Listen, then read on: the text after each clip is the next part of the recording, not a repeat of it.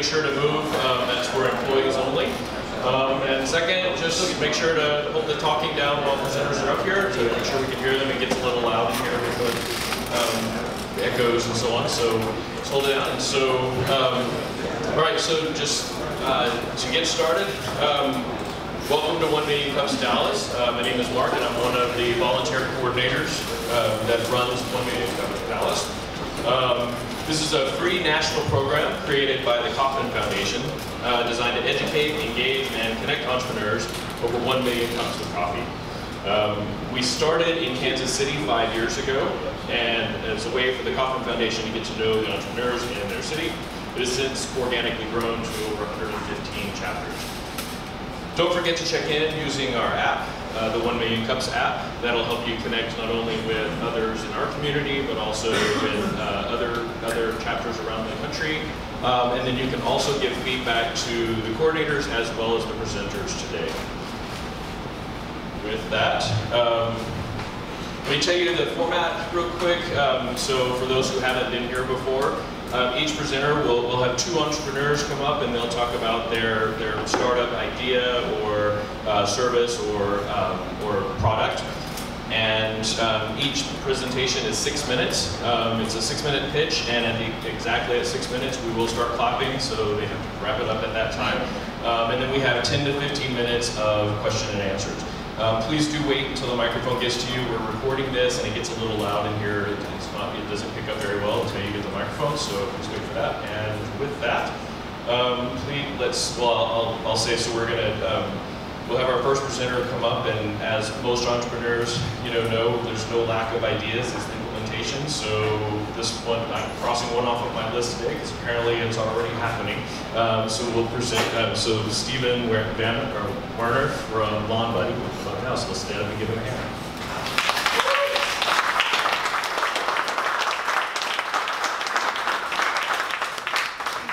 Good morning.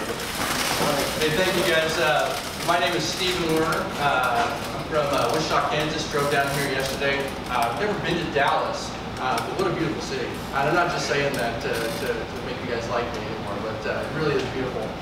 So our company is LawnBuddy. So LawnBuddy is an on-demand mobile and web-based platform that connects professional lawn care providers that are local directly to homeowners, property managers, and real estate agents.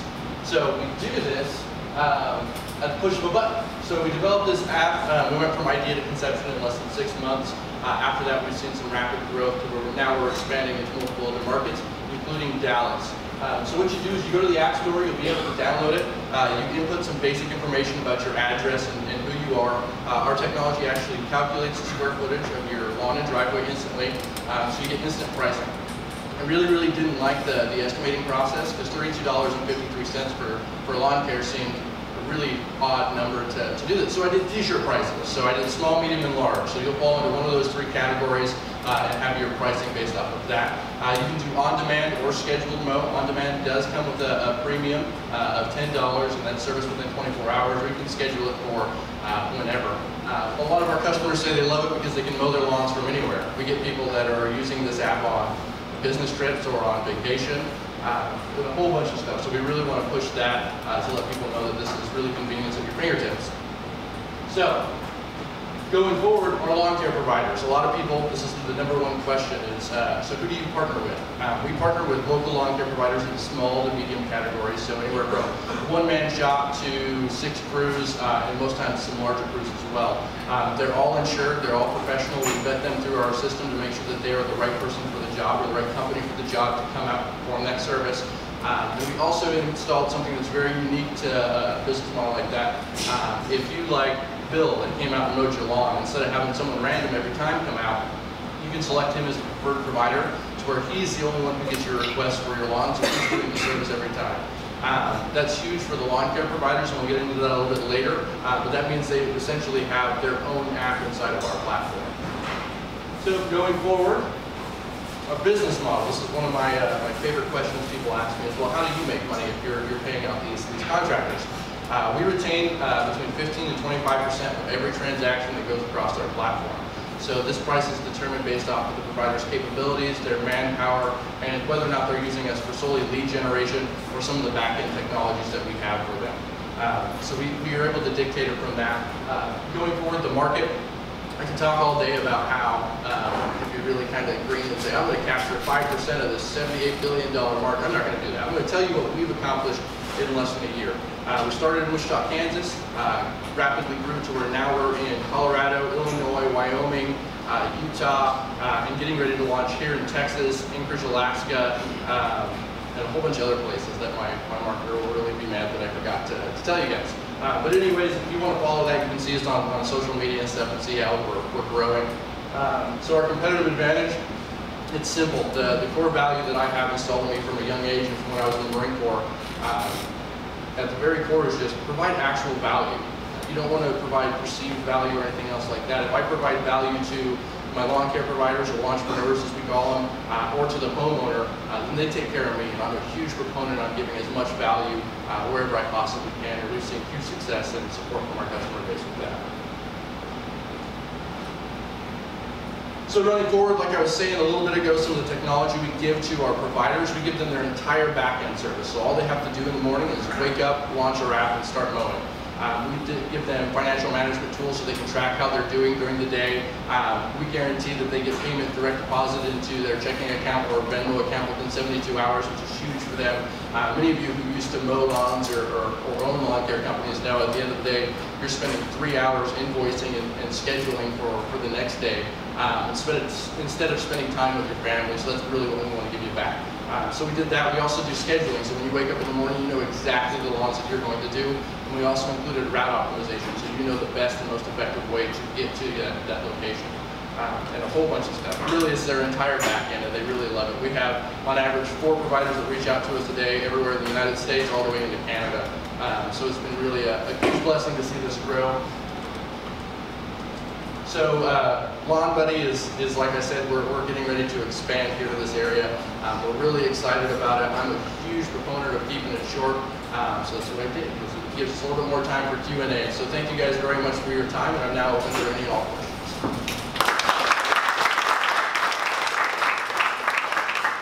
Alrighty, the first question we want to ask of you today is, what can the community do for you? Can you tell I've never been to a 1 million cups before? So these are some 3 things that you can do.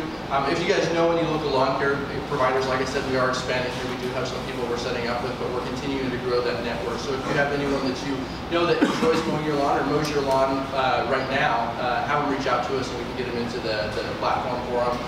The other thing is use the app. You can download it today. The service will be live next week. I apologize about that. I tried to expedite that to make sure you could use it as soon as we got here. But to ease it over, we did give you a $5 off promo code. So if you use 1MC, you'll get $5 off your first mow. That's just a my bad. So this last slide actually closed on our drive down here, so that's no longer available. But I'm still growing the investor network and any connections that we possibly could have down here. So if you guys are interested in investing or you are investors in the community, I'd love to talk to you after this and see if there's any way we can connect and start building a relationship. Alrighty, raise your hand high if you have a question and I'll bring the mic to you.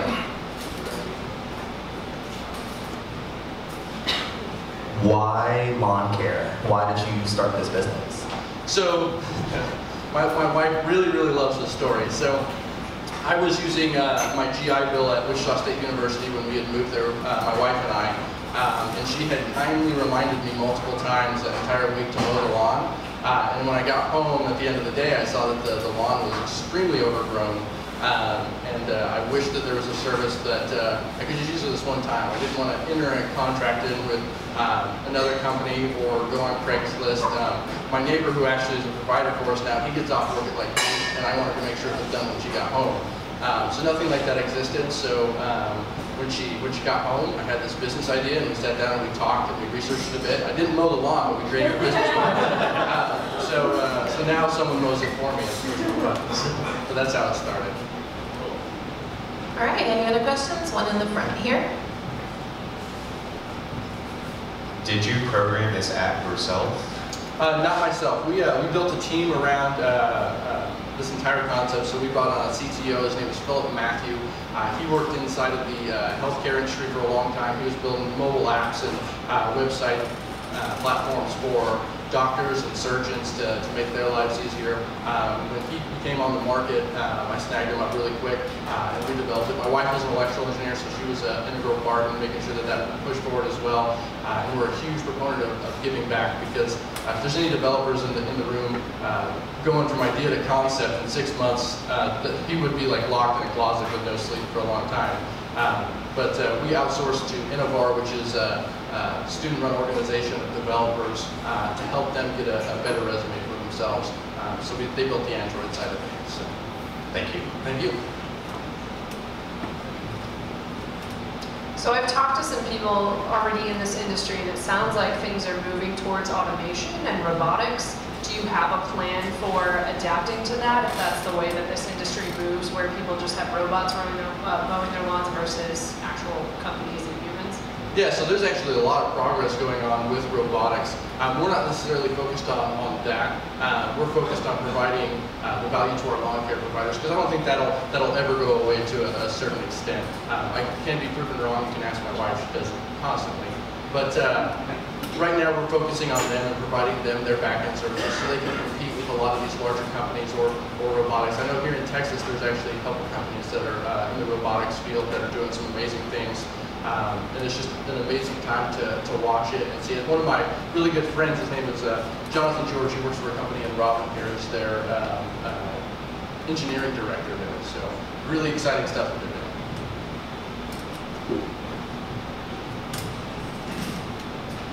Great presentation, very clear, concise, beautiful. A couple of questions on the transaction. So can you, once you have your lawn mowed once, can you engage in a direct contract with the provider and therefore, you know, kind of skipping out of your service? Yep. And second, just sort of on the same lines, you said 15 to 20%, 25% fee.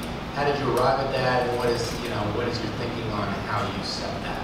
Yep. So to answer your first question, what's stopping the providers from undercutting us or going directly to the homeowner? Through that, we just provide them an actual valuable platform. I told you that question would be asked. We've actually seen our lawn care providers reporting homeowners trying to undercut us. So it's the exact opposite of what we thought. And then we're able to just work around with whatever the issue is to make sure it's concise. But the lawn care providers want to use this technology because it manages everything for them on their back end. And they're our main customers, so that's what we really focus on.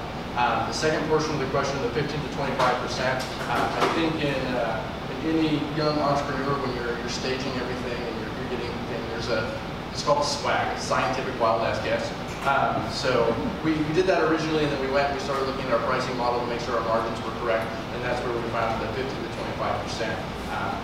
Depending on their capabilities, so if they're using it solely for lead generation, we're going to charge you more because you're not as much as a valued asset as a provider to us, because you're just using it for new jobs. But as soon as you start using the back-end services and managing your clients through it, we'll lower that for you. We also have an incentive program to where if you start out and you're doing awesome, we'll start rolling that percentage back the longer you stay with the platform. Next question.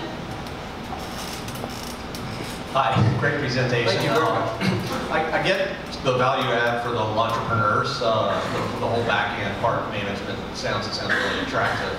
What about the customer acquisition for actual homeowners, for example?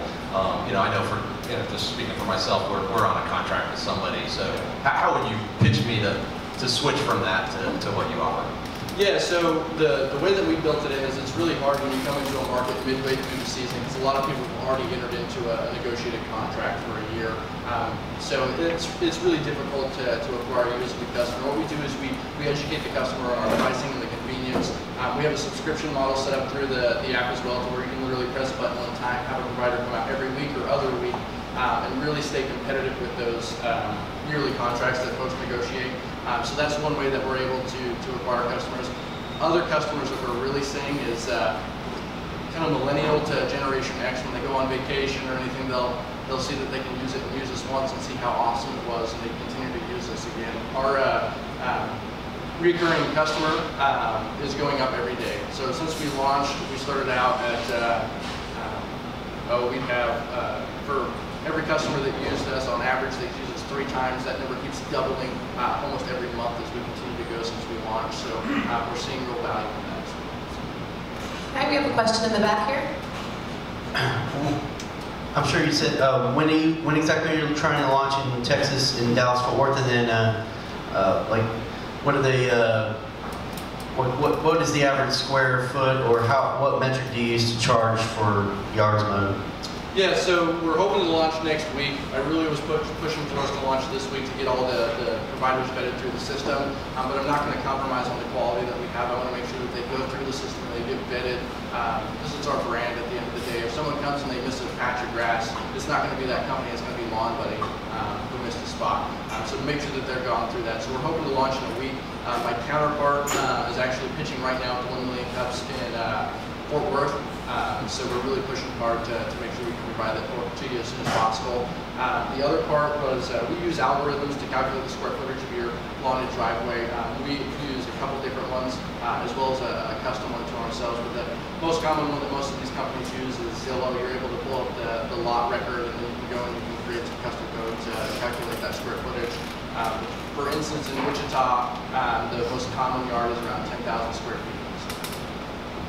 All right, we have a question over here. How are you actively marketing your app, or how are you getting attention to coming to it for people to subscribe or download the app itself? I hire people because I'm really, really bad at marketing. If you look at my Twitter account, I have like 20 people. That's pretty cool. So our director of marketing, Toby, came in from a pretty successful company in the clothing industry, and he's coming in marketing for us and really hitting the ground running. So we're primarily focusing on digital marketing because we've seen more success in that. Primarily on Facebook, Google AdWords, stuff like that. But you guys will start seeing some marketing stuff here, especially if you go to our website, because then we'll install a pixel, and then you'll see us all the time. All right, any more questions or feedback? Excellent presentation. Thank you very much. Just quick question. I know you mentioned sort of the traditional lawn care services as a competitor. Are any other competitors in your space trying to do the same thing you're doing? Yeah, so there's actually quite a few of the tech lawn care companies that are coming out. There's actually a lot here in Dallas, which I was surprised a lot of the people I talked to today didn't know about that. But they're doing amazing things. They are some competitors of ours, but I wish them just the best of luck, just like we are. Like I mentioned, we know a handful of them. So it's really just I don't want to come here to compete, because I think there's enough of that in life. Trust me, it's not who I am to come and do that. But we do know that they are here, and we are actively, I guess, in the arena with them, so to speak. So great presentation. My question is that I know that a lot of the providers in my neighborhood are Spanish speaking, so I see that as a barrier to using your app. How are you guys going to overcome that barrier? Yep, so we're actually, right now we're working to integrate some of the Spanish language into not only our customer service, but primarily our app. It's not our main focus right now whatsoever, but it is on our agenda to get that integrated to come in and do it. Most of the time, some of the folks like in Wichita who primarily speak Spanish, we made it so easy to where even on their back end, there's only 4 buttons that they can push, and they have pretty clear descriptions on what they are as far as images and some other stuff. So we haven't really had too much of a hurdle in onboarding those folks yet, but it is something that I want to do very quickly. Any more questions or feedback? Here in the front. So I was wondering, do you have like 5-star or like 3-star ratings on the care providers? On the lawn care providers, so that's something that we're wanting to install, and it's something that's originally in our business plan to get it in. We just launched our MVP as soon as we could, so that will be coming into where you can rate your lawn care providers, and the lawn care providers can actually rate you as well. So they can leave specific notes, because lawn care, people get really finicky about the length and the style in which you mow their lawn. So we're able to leave notes similar to if you were to go to a higher end hair salon or a barber, to where we know exactly how you like your lawn cut every time. And if you have dogs, we can leave notes and special instructions to make sure that they lock that back gate so no one gets out when you're there. But yes, we are planning on installing them, yeah. Thank you. More questions? Sorry, I was really taken off. That was a great question. I know, right? Great. Okay, for the Dallas area, I have knowledge about some other lawn care companies around here, and they really struggle with being able to expand because there's more business than they have enough people to do it. So do you foresee that becoming a problem in your app if you don't have enough people to take care of a certain location base? So originally I did. I thought that it could be a huge issue if they're biting off more than they can chew, so to speak. But what we've seen actually is the opposite. Is people are standing up entirely new crews, so they're hiring employees, bringing on more manpower to manage these clients, which the state loves us for. So it is on my radar, and it still is a concern to some extent, especially in a larger area like Dallas or the Fort Worth area, because there's a lot more people in Wichita here. So to make sure we can manage that successfully and have the right number of crews, we do limit them if they're going through and they're just accepting like all these on-demand jobs, and they have 32 on-demand jobs to get done today. We do limit it depending on their capabilities so that they don't overbook themselves. They can do a what's the word I'm looking for? Like a rebuttal almost, to where if they say that they do have time in their schedule to come and fit it in, then we can add another job for them. But we do want to limit it to make sure that they can be successful, because when they're successful, we're successful. All right, we have time for one or two more questions. Hey, just a quick question. We talked about weather a little bit beforehand, but is there a way that the scheduling is adapted because of weather issues coming up? Yeah, so that's a huge thing we did. We built in the weather at the very bottom of the app, to where you know if you're scheduling on Sunday it's going to rain, so you better schedule it for Saturday so you don't have to pull up another website or anything else like that. But also we built in a really unique feature to where you can actually message your provider directly through the app, and the provider can message you to reschedule. And then that takes place inside of the app as well, so you can reschedule or cancel your service. But we really wanted to do that to make the app personal. I wanted it to be like, just like you were texting someone or something like that, to where if I was running an hour behind or I was going to be an hour early, without giving you my personal information, you can then contact me to say, hey, it's raining and I don't want to get wet while I'm mowing. So we did build that in so that they can reschedule. All right, raise your hand if you have questions or feedback. Do you offer other services besides mowing, like weeding, landscaping, planting flowers, especially in the off-season, to help offset some of the seasonal income? Yes, we do. So the one thing I failed to mention, when you book service, everything that's included is you get mowing, trimming, and edging. So that's all included in the standard service. In the wintertime, or even the spring or the fall, we do fertilization, we do dog waste removal, which has been really popular with some of our clients. Anything that we don't have to dig into the ground or climb onto a ladder for, we can let our providers do, and we'll continue to adapt that. The one thing that I did see is that there was an opportunity that was on the table for, say, a general contractor for an outdoor kitchen. While LawnBuddy doesn't do that, we get a lot of traffic in these oddball requests, where we can then sell a pass-through subscription for these customers for other services, to where it's not being performed through our app, but we're then able to sell marketing stuff to pass through to those vetted contractors. Same thing with you guys download the app, there's the digital banner ad, it's interactive that you can click on. We sell those in every community that we go to, but there's a bunch of services that we offer, and we switch it in wintertime too. I don't know if it snows a lot here in Dallas, but we do snow removal, ice removal, stuff like that, to keep up and kind of make it to we're a year-round business instead of just seasonal. All right, that's all the time we have today. If you didn't get to ask your question, you can ask afterwards, or you can ask it in the 1 Million Cups mobile app. Everybody, please give a hand to Stephen and LawnBuddy.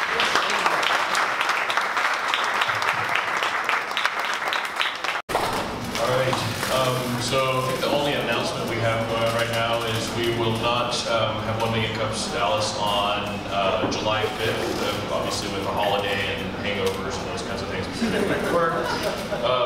So we'd like to take the time in the meantime to thank our sponsors. We have a new sponsor this month, Butler Brothers Building. They are our new coffee sponsor, so thank you very much for that. I'd like to thank Kutu for being out this week, and if you haven't had a chance to try out his trees, please do. Thanks to Dev Mountain for being our video equipment sponsor and getting our videos up on YouTube, or on our YouTube channel each week. And a huge thank you to The Deck for being our space sponsor every Wednesday morning. If you haven't had a chance, or first of all, I guess if you, every Wednesday after 1 Million Cups, you can also use, they have free co-working here, so feel free to stay after, grab a space and log on and get some work done or hang out. If you haven't been here before and you haven't had a chance to check out the place, where is Emmanuel? I think he's around here somewhere, but way back in the back, Emmanuel can check in with him, and he can give you a tour of the space and let you know a little bit more about the services they offer here. All right, and so let's give a hand to all of our sponsors, please. Thank you.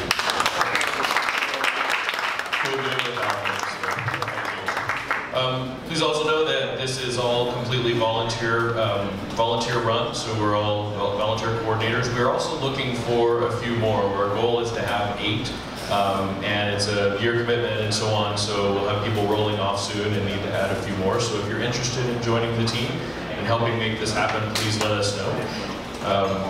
And I guess there's 5 of us right now, so Lindsay, Devin, me, Matt in the back, and Andrew is render, so they're right in the front. So please check with one of us before we get out of here today. Now we're ready to invite the next presenter to the stage. Please stand up and help us welcome Kyle Bainter with Callbox Storage.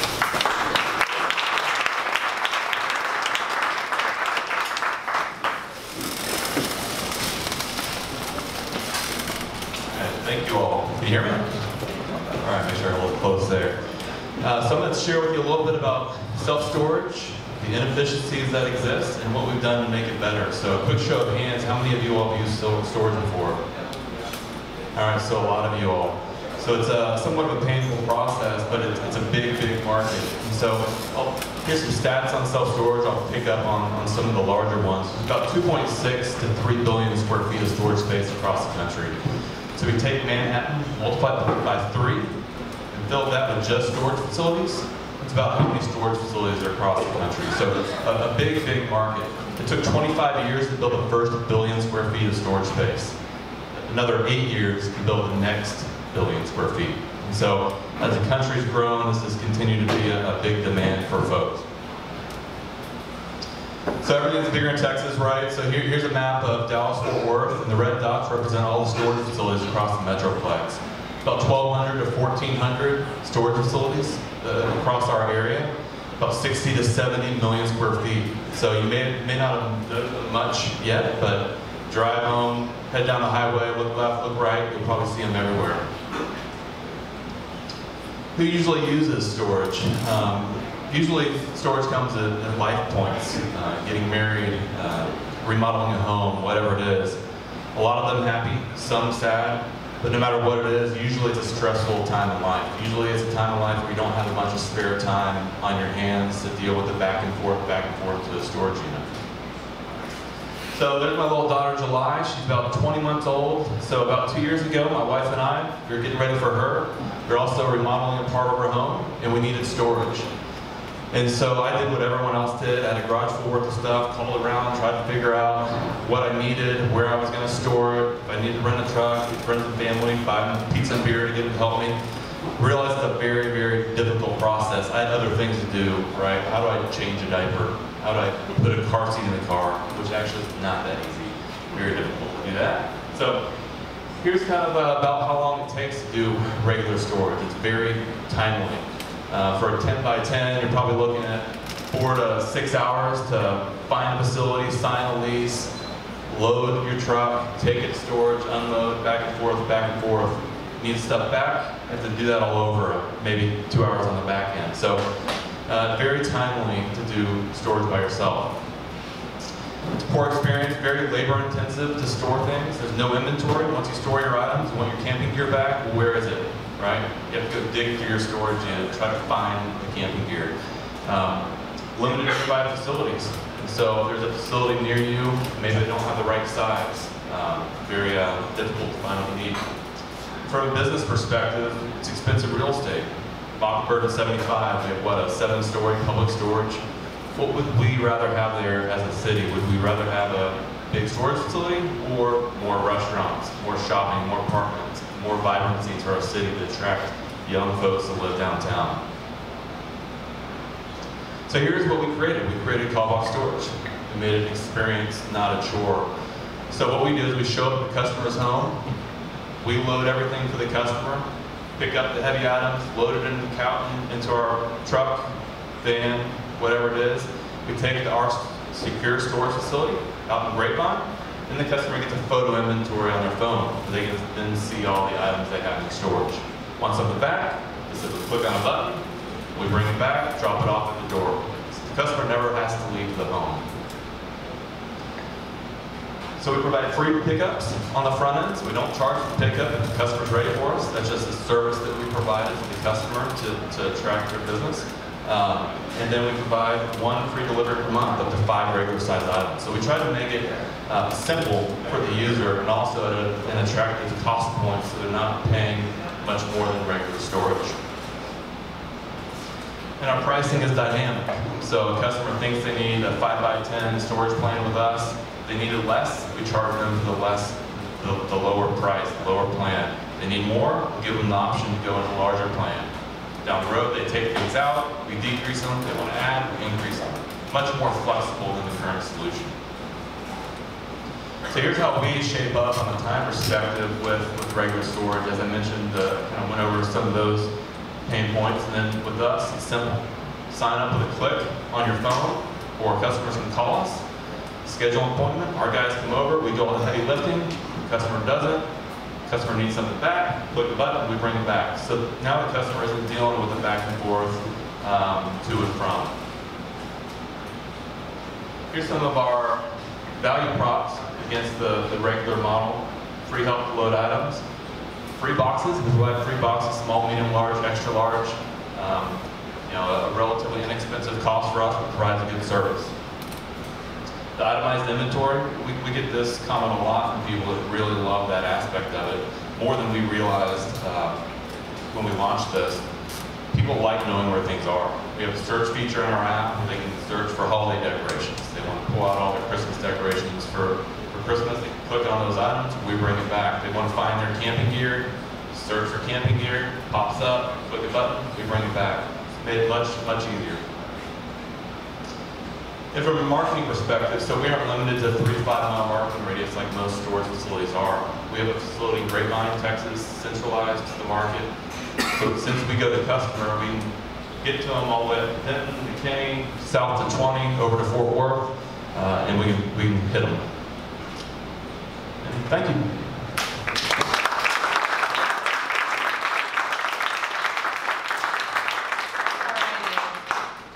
Question we want to ask you this morning is, what can the community do for you?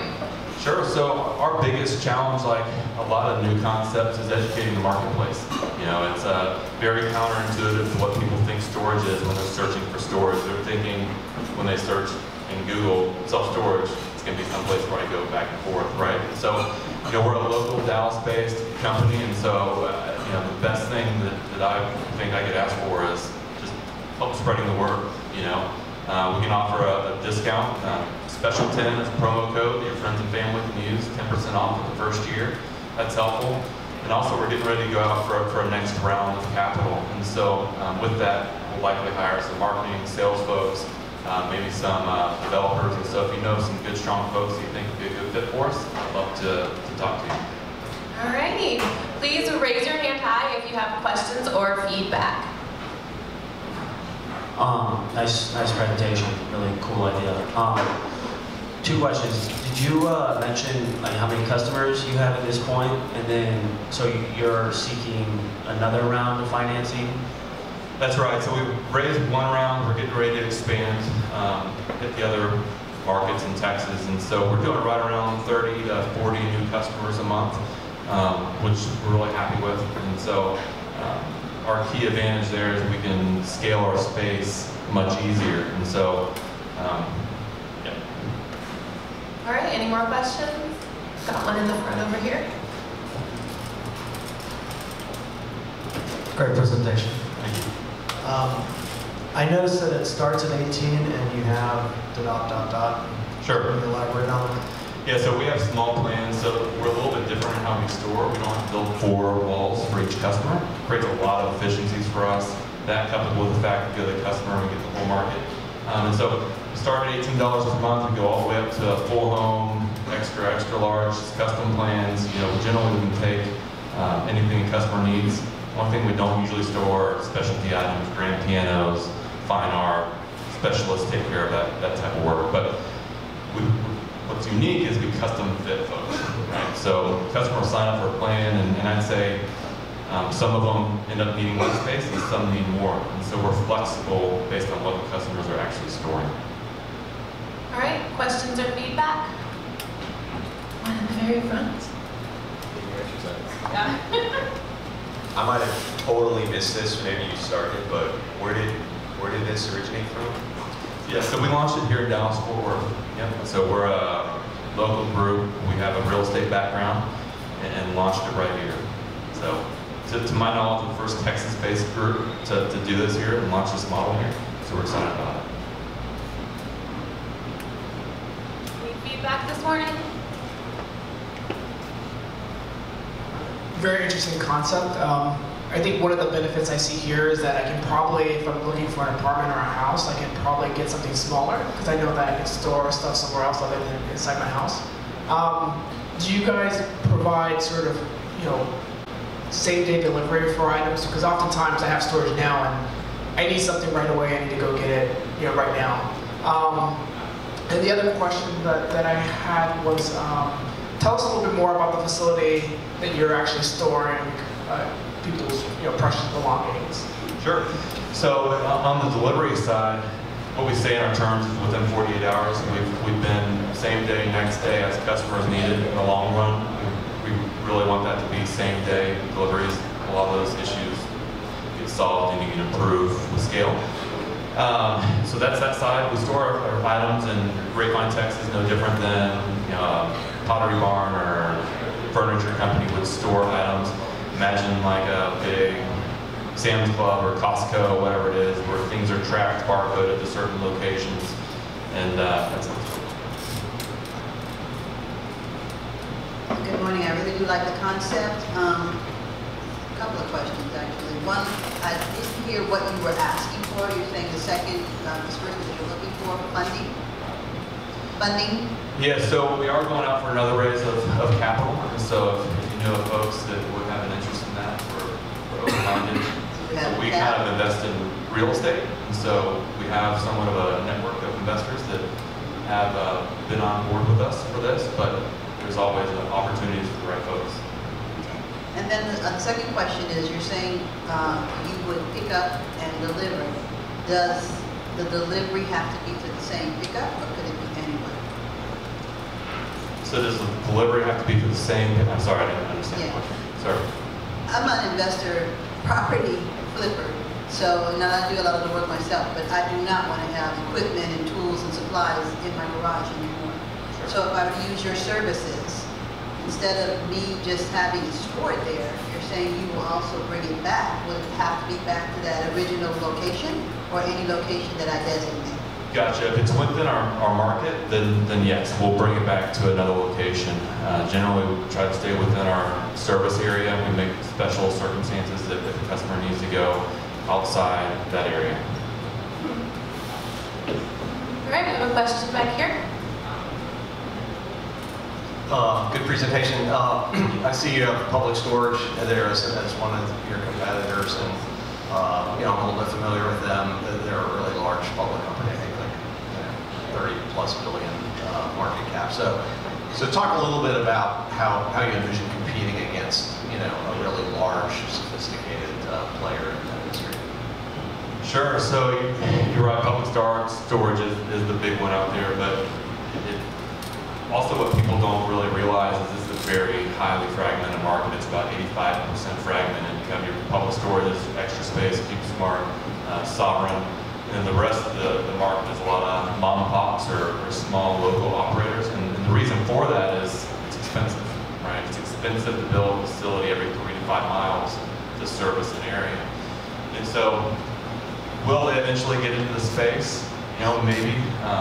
If they do, I think we have two things that somewhat protect us. Number one, it's already such a fragmented market. And then number two, it's somewhat counterintuitive.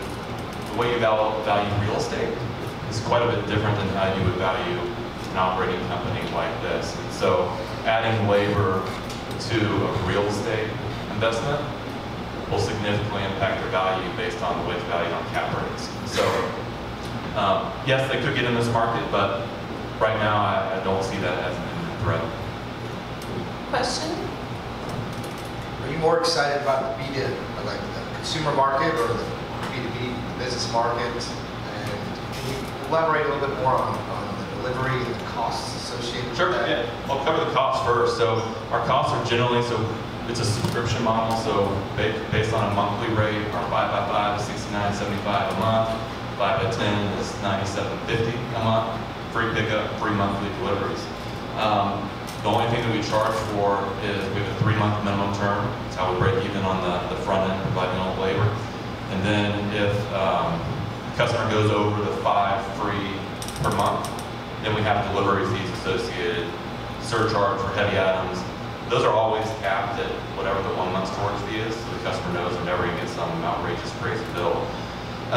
On the B2B side, I don't talk about that one as much, but we found a nice niche there as well, because a lot of the warehousing and storage for things such as a hotel that's under development, well, they buy their FF&E, their furniture and all that ahead of time.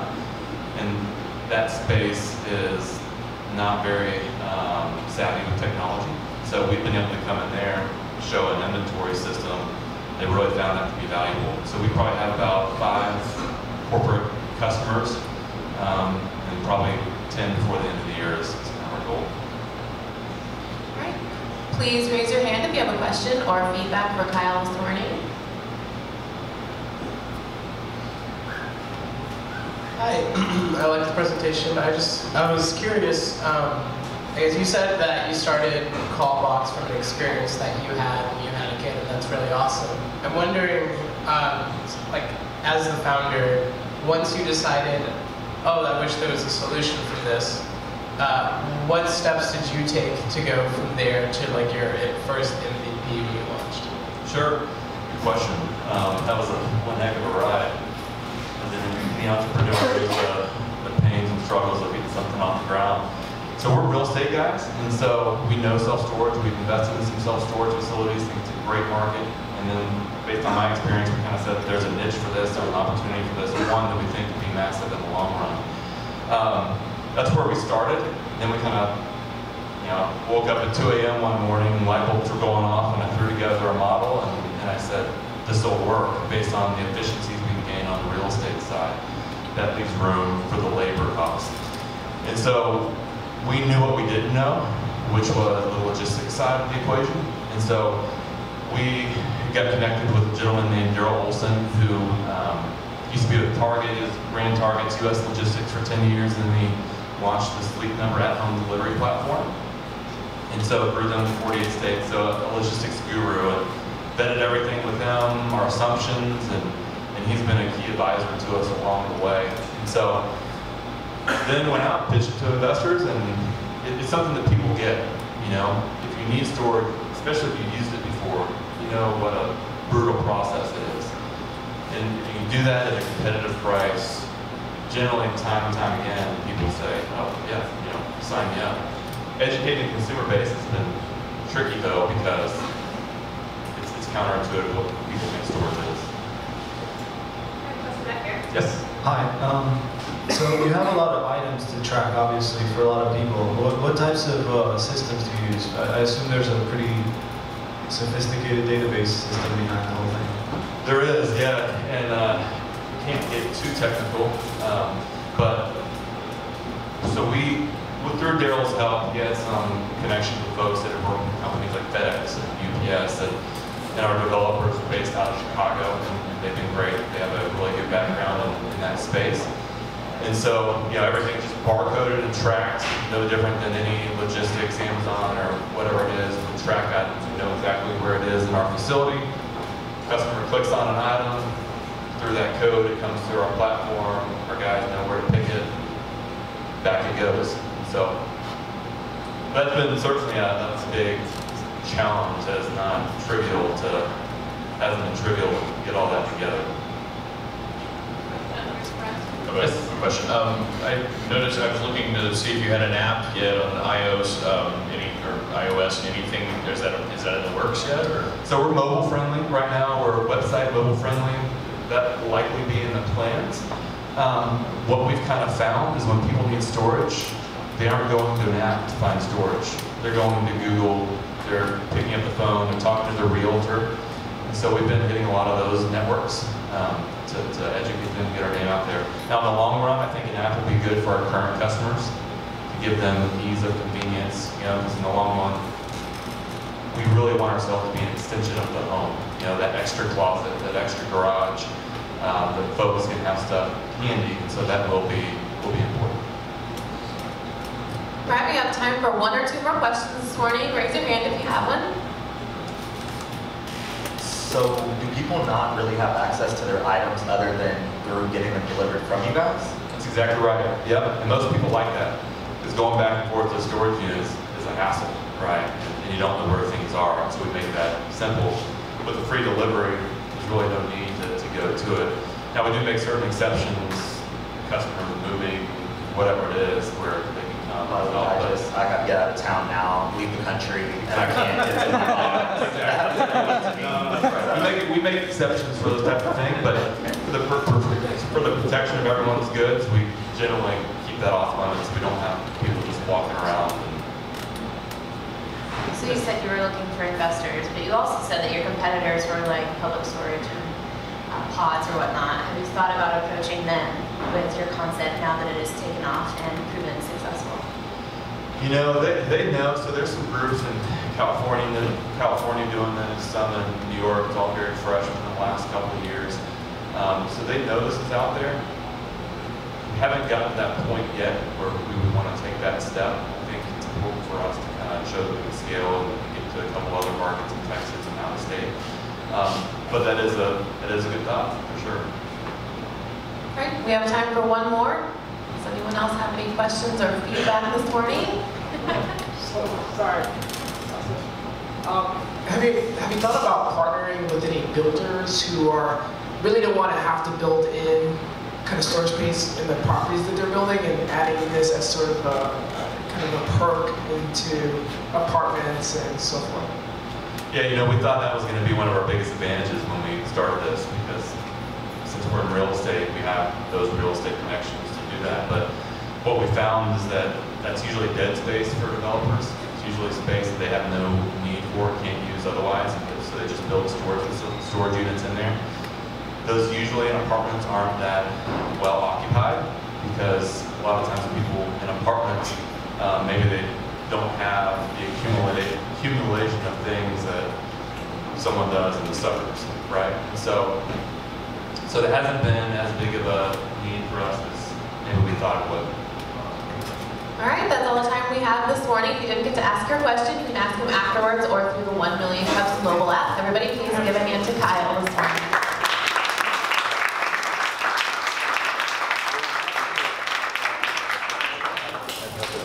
All right, well that's it.